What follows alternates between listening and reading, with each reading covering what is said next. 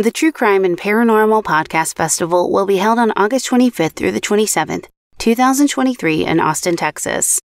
Join other ethical true crime podcasters, victim advocates, and paranormal creators for a weekend full of panels, roundtables, and live shows. Purchase your early bird tickets now at truecrimepodcastfestival.com/tickets. Explicit content is found in this episode, so listener discretion is advised. Happy New Year and welcome back to True Crime Cases. I'm your host, Lainey.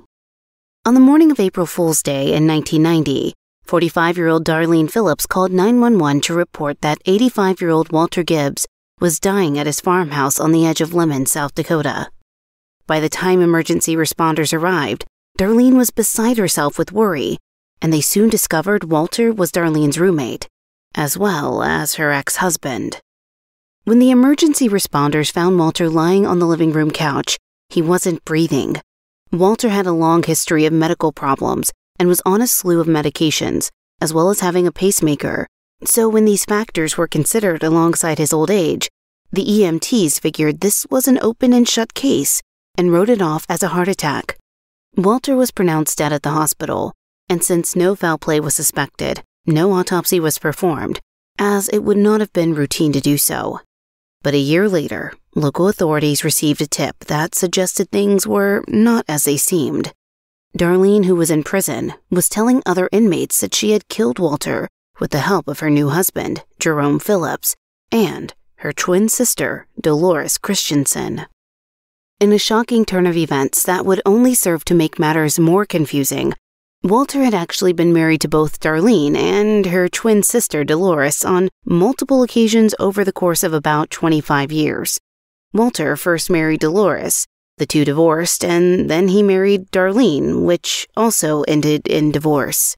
This pattern repeated once more, and somewhere in that sequence, Walter also married an additional woman, resulting in 5 marriages throughout his lifetime. The bad blood between Walter and his ex-wives was strong. In fact, in 1991, the year after Walter's death, Darlene was sentenced to 50 years in prison for trying to burn down Walter's house while he was sleeping inside it. Walter probably wasn't aware that she had attempted to do this, or else he likely wouldn't have allowed Darlene to be his roommate. Dolores had also been to prison recently, but that was because she helped Darlene's husband, Jerome, steal a farmer's pigs and sheep. She served 60 days in prison for this, while Jerome received 8 years as the main perpetrator of the crime. To complicate things even further, in addition to the love triangle between Walter, Darlene, and Dolores, there was a second love triangle going on between Dolores, Darlene, and Darlene's husband, Jerome. Despite being married to Darlene, Jerome had publicly proclaimed his love for his sister-in-law, Dolores. Despite the peculiar dynamic, together the three plotted Walter's demise. In January of 1990, they convinced him to change his will so that Dolores was heir to his $178,000 estate, which is about $400,000 in today's money. The three co-conspirators would then split the inheritance after they killed Walter. On April 1st, 1990, they carried out their plan and Jerome smothered Walter with a pillow, while Darlene held him down and Dolores waited in the kitchen. In June 1991, a jury deliberated for 5 hours before convicting Darlene Phillips of conspiracy to murder her ex-husband, Walter Gibbs, and she was sentenced to life in prison without the possibility of parole. The jury fully acquitted her twin sister, Dolores, of the same charges, in part because Dolores' mental state had diminished greatly in recent years. Her lawyer told the jury she had the mental capabilities of a young child, although it's unclear whether this was true. Jerome was sentenced to 50 years in prison. All of this drama and intrigue was the talk of the town for itty-bitty Lemon, South Dakota, which has a population of just 1,154 people. For weeks, the wild love life of the twin sisters was all anyone could talk about. That isn't exactly surprising since North and South Dakota are both known for their large expanses of farmland, sleepy towns, and close-knit communities. According to Safewise, both states' violent crime rates are lower than the national average, and their residents feel safer than most in other states. The biggest threat to North and South Dakotans usually isn't murder. It's people stealing packages from their front porches. But sadly, murderous romantic entanglements like that which Walter Gibbs experienced can happen anywhere. And it happened again, not too far from his own story. Join me as we explore another dangerous love triangle that occurred just 2 hours north of Limon in Bismarck, North Dakota. Okay, on to the show.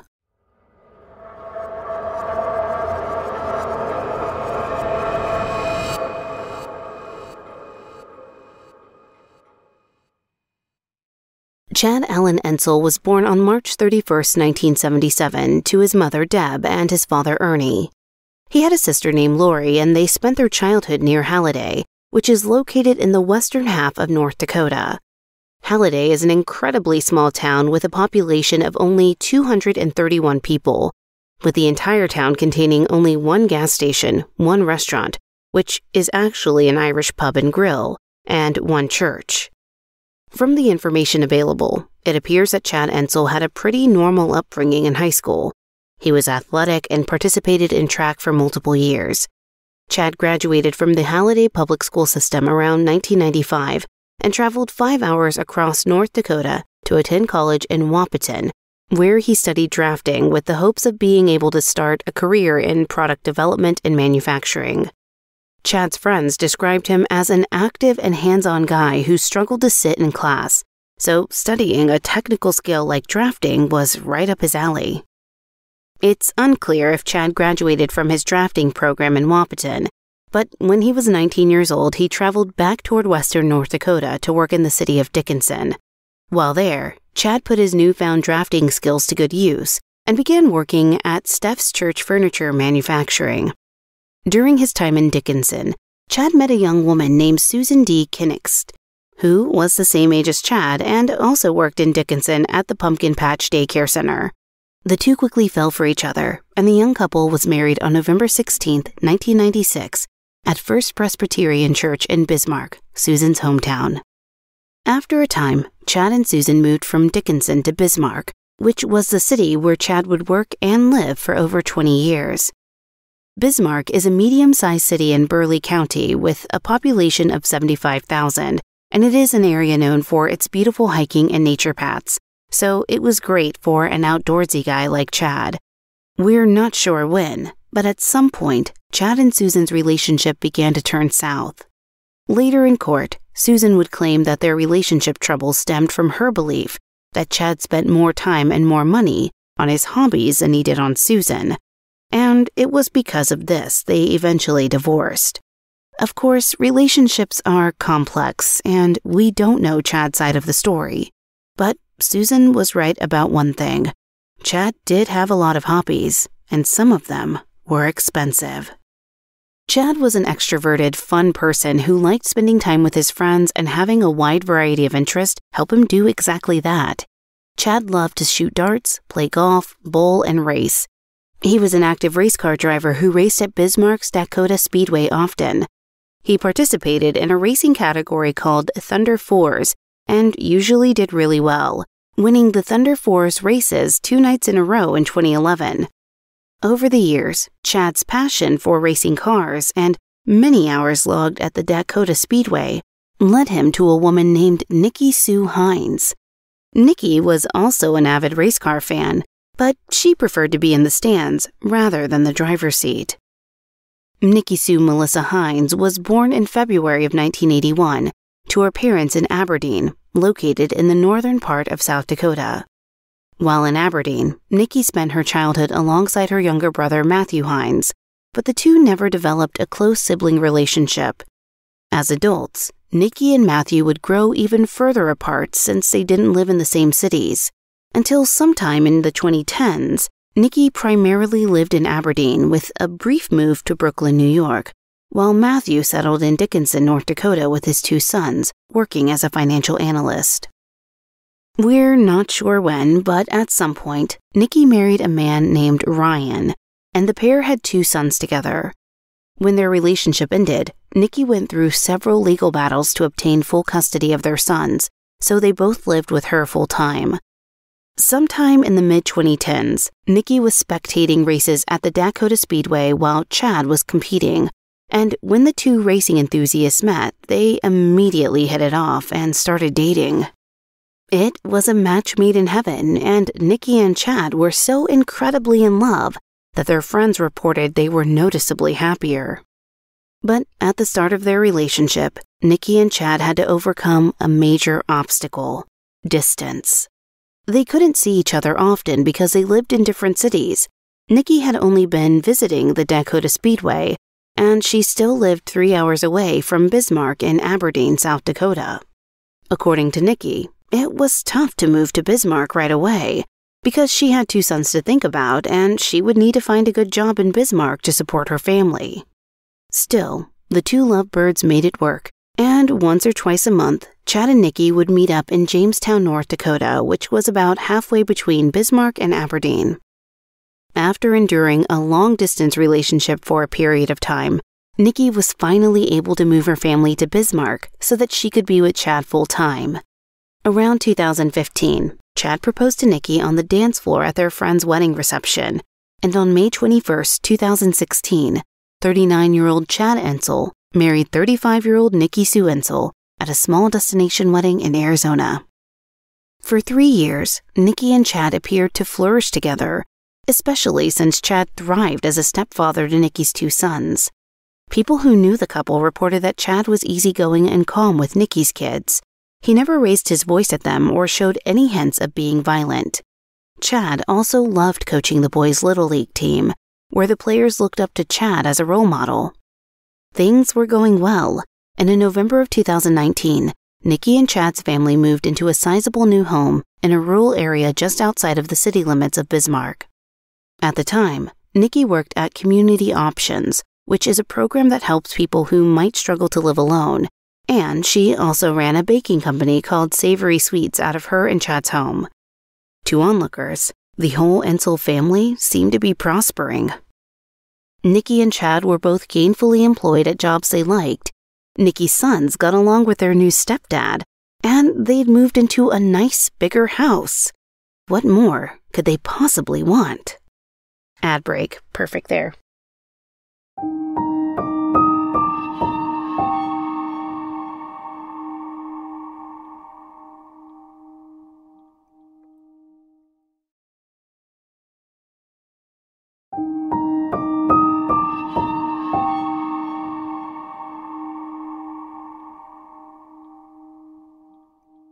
Like I mentioned earlier, Chad was a man of many hobbies, one of which was participating in his local bowling league.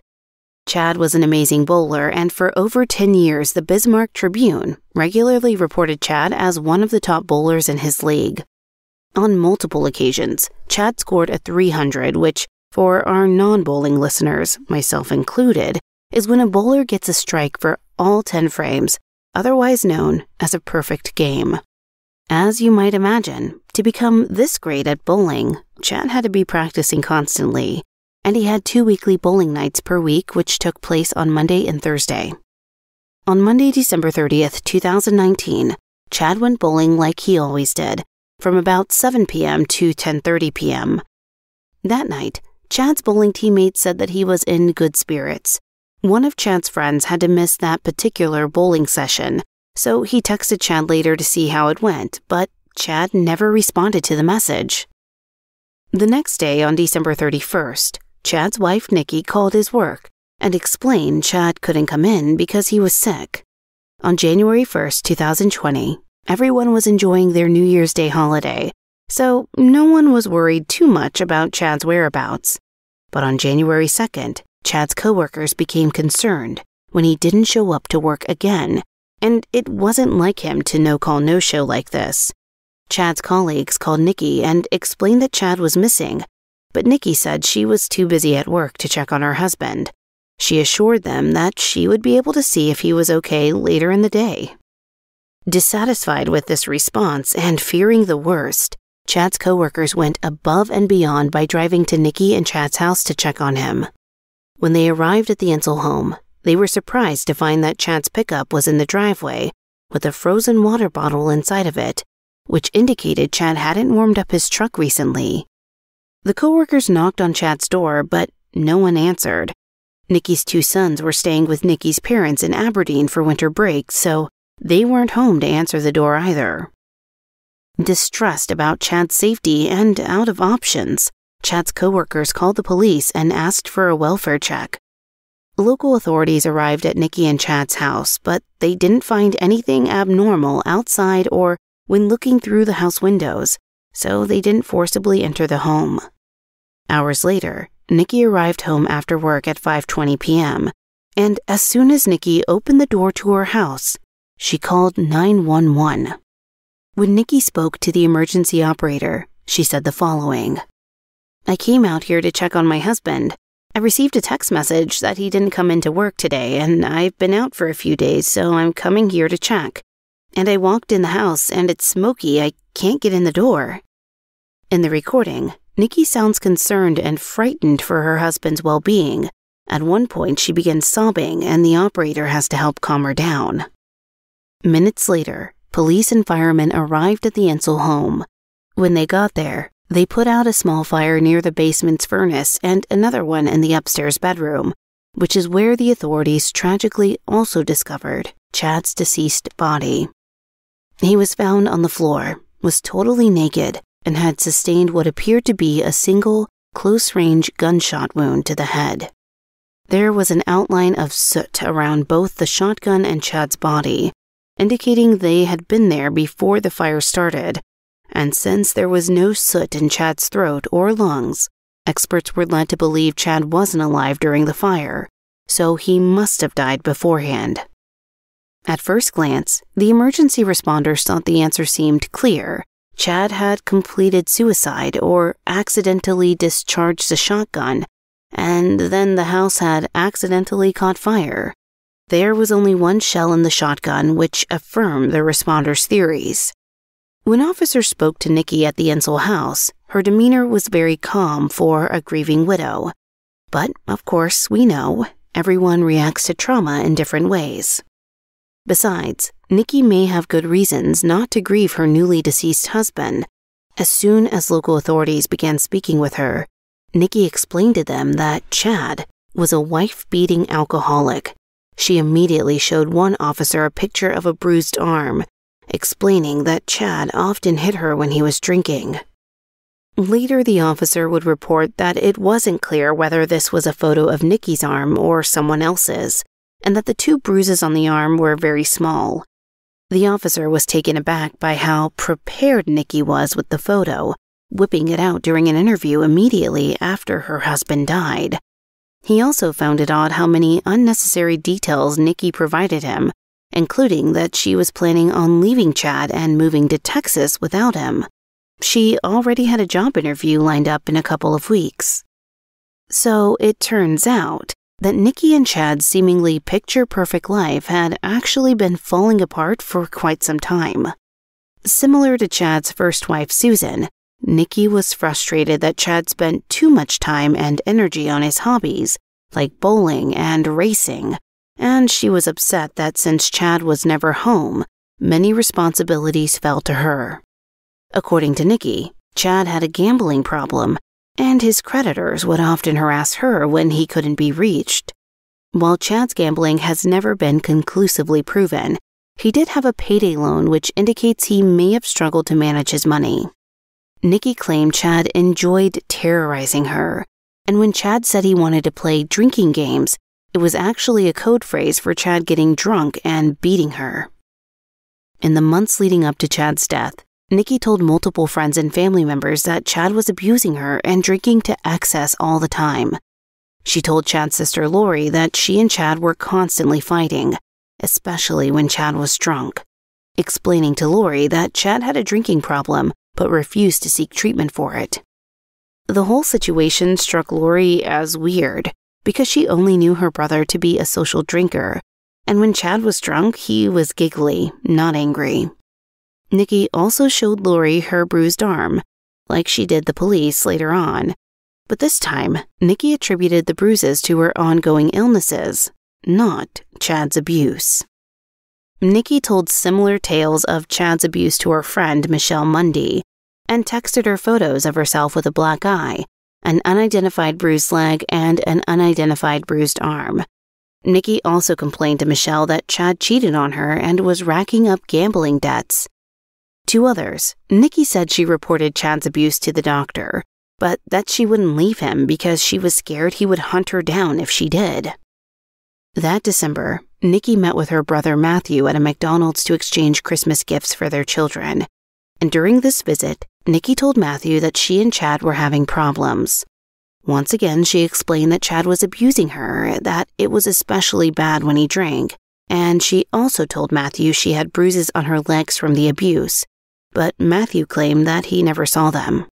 Later during the trial, Matthew recalled that Nikki was driven to McDonald's by her friend, Earl Howard, who Matthew had seen in passing with Nikki once before.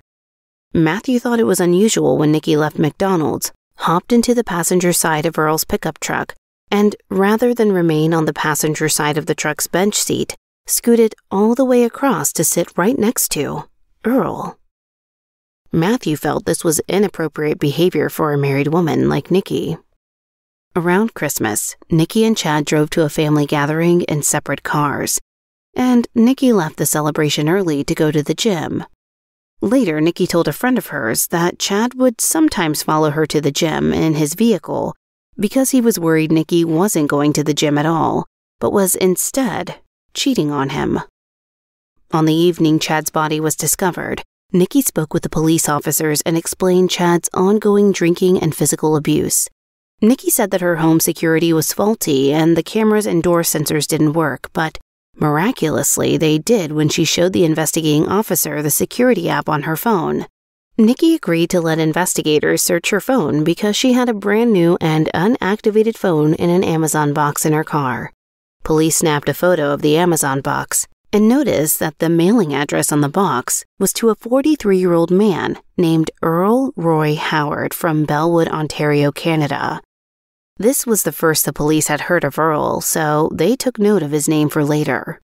It is worth noting that although Earl will be important in this case as it progresses, due to a plea deal at a later date, very little information is publicly available about him.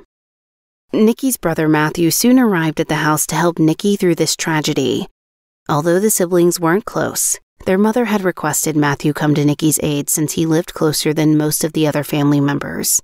That day was Matthew's son's birthday, so he was reluctant to travel an hour and a half from his home to help out his estranged sister, but he put aside his misgivings and made the trek. At the house, Nikki told Matthew that the police officers had found Chad's body crispy, but it's unclear how she knew this information since she had claimed on her 911 call that she could not enter the house. After Matthew provided Nikki with emotional support at her home, they headed to Nikki's hotel room for the night. Matthew was shocked that Nikki already had a room booked at the local Staybridge Suites, but Nikki explained that she and Chad's furnace was on the fritz, so she hadn't been sleeping at home for a few days. Apparently, the furnace's pilot light wouldn't relight, and since it was January in North Dakota, where the average high is 21 degrees and the average low is less than -1 degree, Nikki felt it was too cold for her to stay in the house without heat. Nikki explained to investigators that she had multiple chronic illnesses that made the low temperatures unbearable. She also explained that before she had left for the hotel, Nikki and Chad fought about the furnace. Chad didn't understand why Nikki was upset. He thought it was fine. Strangely, 2 HVAC professionals had already looked at the furnace and agreed that it was working perfectly. Back at the hotel, Matthew was also perplexed by the items Nikki was keeping in her room. She had a huge amount of clothes, cookware, and food, and it looked like Nikki was planning on moving into a new home rather than merely staying in a hotel for a few days. Sure, Nikki was going to Texas at some point, but not yet. Matthew recalled this moment with vivid clarity because Nikki had a surprising amount of butter in the hotel fridge. This large amount of butter could likely be explained by the baking company Nikki operated out of her home, as could huge bags of flour and sugar police officers had commented on in the Entzel home. According to Matthew, something else he found noteworthy was that Nikki spent the entire evening after discovering her husband's dead body on the phone with the same male friend from before, Earl Howard. The next day, Nikki and Matthew met Chad's family at the funeral home to make arrangements for his funeral services and burial. Later the same day, Nikki also called multiple insurance companies to begin the claims process, as she was named as beneficiary for both the renters and life insurance policies. The life insurance policy was worth $600,000 and had been taken out by Chad 2 years prior in 2018, while the renter's insurance policy was worth $31,000 and was significantly more recent, having only been taken out by Nikki on December 27th, less than a week before Chad died. Chad, who had not signed off on the new renter insurance policies. Although Nikki had to wait for future payouts, she did immediately receive a $2,500 advance plus hotel expenses from her insurance company to help her get by. Following Chad's death, Nikki remained at the hotel for a few days, even after Matthew went home. According to Nikki, she didn't return to her home, which only had small amounts of fire damage, because she was tired. Later on, Nikki went to the police station to answer some questions about Chad's death for a video-recorded interview. During the conversation with the investigating officer, Nikki recounted much of her story to the investigator, reiterating that Chad was an alcoholic who often went through 12 750-milliliter bottles of Crown Royal and Irish whiskey per month, in addition to an unknown amount of beer. Nikki also said that if there wasn't enough beer at a family gathering, Chad became upset, and if Chad bowled poorly, he would abuse her out of anger. Nikki continued to explain that the furnace wasn't working, so she went to a hotel. When the interviewing officer asked Nikki about this mysterious Earl Howard, Nikki said he was her friend and a former catering customer. Earl had gone with her to Chad's house on the evening of December 30th to help her retrieve her medication and a few other items. And Nikki said she and Earl were in and out of the hotel throughout the night of Chad's death because they were attending the Christmas lights display at Bismarck's Candy Cane Lane. When the detective asked why Nikki called Chad in sick to work on December 31st, Nikki claimed Chad had texted her and asked her to do so, although this text message conversation was inexplicably absent from Nikki's phone. Throughout her entire interview with the police officer, Nikki suggested that Chad was unhappy, cheating on her, and frequently discussed killing himself. Although Nikki seemed certain that Chad's death was a suicide, the police officer questioning her wasn't buying this theory for a multitude of reasons. While investigating the bedroom Chad's body was found in, the Burleigh County deputies found a bloody handprint next to Chad's body. They found it highly unlikely that after a gunshot to the head, Chad could have remained conscious for long enough that he was able to reach out and leave a handprint. One officer said, "The way that things were laid out in the room, the location of Mr. Entzel, the location of the shotgun, and then the multiple injuries to his body, we were not convinced it was a suicide at that point." That was something else the investigation had noticed. Chad's body didn't have one gunshot wound, but two. It had been hard to see both wounds at first due to the massive amount of damage the gunshots had caused to Chad's body, and later on in court, the state medical examiner, Dr. William Masello, would describe the two wounds as devastating. He would explain that the first gunshot entered below and behind Chad's ear, and may not have been lethal, although it would have severely injured Chad's brain. However, the second gunshot wound Chad suffered was certainly deadly. It entered Chad's left tricep and exited through his shoulder before continuing on to enter his head. If Chad had survived, the medical examiner believed he would have sustained severe neurological damage. There were several other elements of the crime scene that didn't seem to add up. Experts determined that Chad's body was very decomposed, as if it had been lying in the bedroom for multiple days before the fire even began. The shotgun in question was found on Chad's bed, while Chad's body was on the floor, which meant that the gun was too far away for Chad to have dropped it after committing suicide, or for him to have bumped it and inadvertently caused it to fire. Furthermore, Authorities were also skeptical of the circumstances surrounding the fires, as they believed two accidental fires simultaneously starting in two different rooms so far apart was not a coincidence. In the basement, investigators found the furnace where one of the fires had occurred. The furnace's cover had been removed and propped up as if someone was trying to allow the blaze to grow. In the upstairs bedroom, there was a propane heater very close to Chad's bed, which initially appeared to be the cause of the bedroom fire. However, with the help of canine units and a fire specialist, investigators were able to identify that a highly flammable accelerant liquid had been used as a source of fuel in both the bedroom and the basement. Police also found other strange items in Chad's bedroom, like an empty pack of red Marlboro cigarettes and 2 empty whiskey bottles, which was odd since Chad didn't smoke and he only drank socially. Now we'll return to the day of the murder, and an unfamiliar name. Upon seeing Earl Howard's name and address on Nikki's Amazon package, local authorities had begun looking into him since they considered buying someone a phone to be an intimate purchase. Investigators soon noticed that on Nikki's original phone, she had sent numerous romantic text messages to Earl, as well as a fictitious video where one spouse kills the other. And that wasn't all. The investigators then discovered that the hotel room Nikki was staying at was booked under Earl Howard's name. And when they examined the hotel room, officers found cell phones belonging to Nikki and Earl that were associated with Texas phone numbers. Also in the room were sneakers with a dark, soot-like residue on them, as if someone had recently walked through a burning house while wearing them. Shortly after, investigators were able to use surveillance footage from the hotel, Nikki and Chad's home, and local stores to confirm what they already suspected. Nikki and Earl were having an affair, and had been for months. Nikki and Chad had met 40-year-old Earl Howard through Nikki's home-operated baking business, Savory Sweets.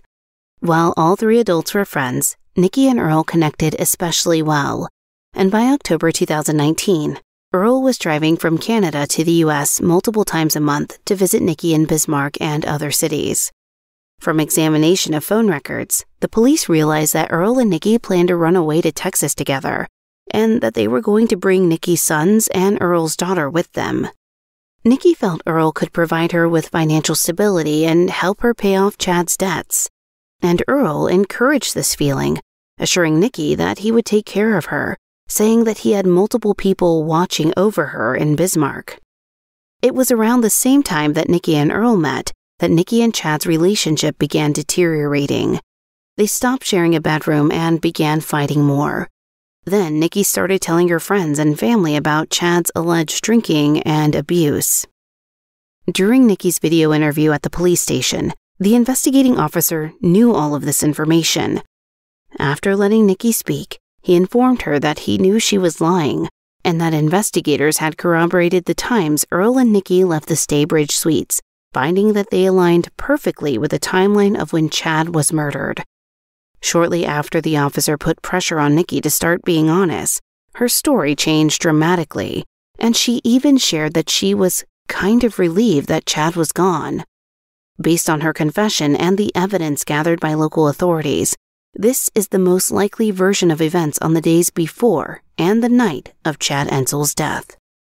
2 days before Chad died, on December 29th, Earl drove down from Canada and picked up Nikki in Minnesota, and together they drove down to Bismarck and got a room at the Staybridge Suites.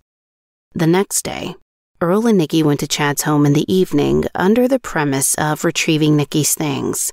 The couple knew Chad was bowling at this time and wouldn't be present, so Earl waited in the car while Nikki moved a huge amount of her belongings out of her soon-to-be torched house.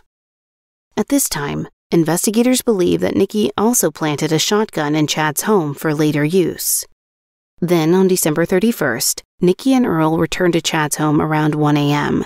Nikki set the home security system to privacy mode. Then, the couple shot 40-year-old Chad Entzel twice in the face with a shotgun while he was sleeping and staged the crime scene in a way they believed would make it look like a suicide. They removed an empty shotgun shell, left an unfired round in the shotgun, and placed 2 whiskey bottles near Chad's body. Next, Earl used a lit cigarette and some fire accelerant from a torch kit he'd recently purchased to start a fire in Chad's bedroom, hoping to burn the body and evidence, but the fire didn't take. Nikki and Earl were forced to return the next morning around 6:30 a.m. to try and light the fire again, this time in the basement. To buy time, Nikki called Chad's work and reported him sick so that no one would be suspicious of his absence. They needed time to let the fire destroy the house without anyone checking on him.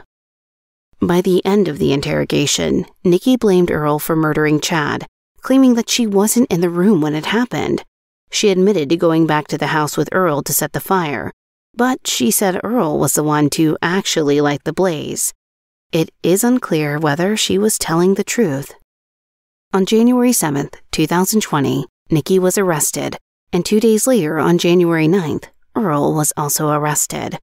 While he was in the process of attempting to flee the U.S. into Canada via Michigan, he was captured at the Blue Water Bridge connecting Port Huron, Michigan with Ontario, Canada. On February 29th, 2020, both Earl and Nikki pled not guilty. And although the world stood still for a while due to COVID-19, over a year later on October 22nd, 2021, Earl pled guilty to conspiracy to commit murder, conspiracy to commit arson, conspiracy to tamper with physical evidence, and arson. Unfortunately, neither he nor Nikki could be charged with murder because no forensic evidence could confirm who pulled the shotgun trigger that killed Chad. During Earl's sentencing hearing, Chad's family made several statements to Earl. Deb Entzel, Chad's mother, said, "How could you do such a cruel thing to another person that you didn't even know, that did nothing to you?" She also said Chad's murder created a wound so deep it would never heal. An unnamed family member agreed, saying that this senseless act of violence has completely taken over their life. Chad's sister Lori told Earl, "You did things that no human being should ever do to another human being. That just proves what kind of person you are." Earl did not respond with a statement of his own. He received 25 years in prison and will be 64 years old when he is released on parole. And fortunately, Chad Entzel's family was satisfied with this sentence. Nikki, on the other hand, continued to plead not guilty.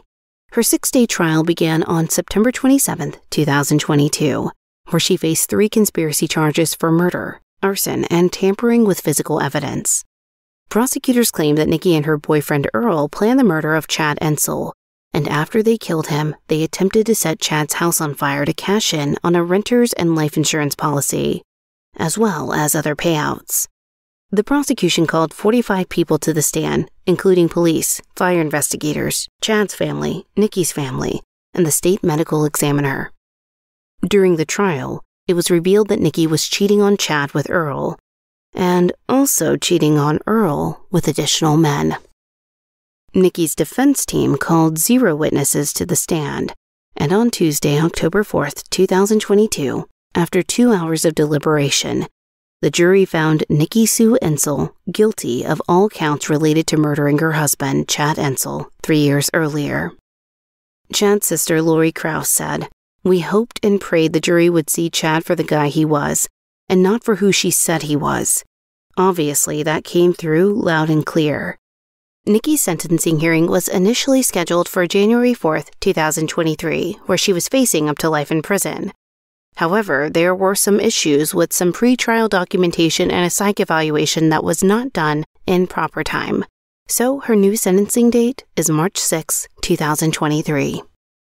Okay, listeners, thank you for joining me this episode as we file away another true crime case.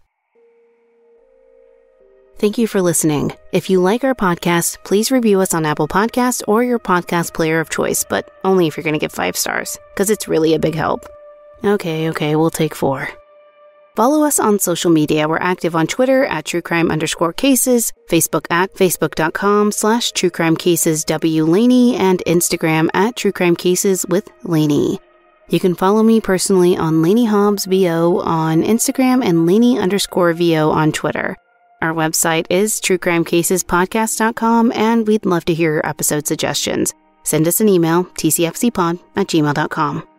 This episode was researched and written for the final time by Andrea Marshbank, who is an incredible writer, and we wish her the best. We are going to miss her so much. Now, content editing was done by Jesse Hawk, produced as always by Neeks at We Talk of Dreams. Check him out on Twitter at We Talk of Dreams or WeTalkOfDreams.com.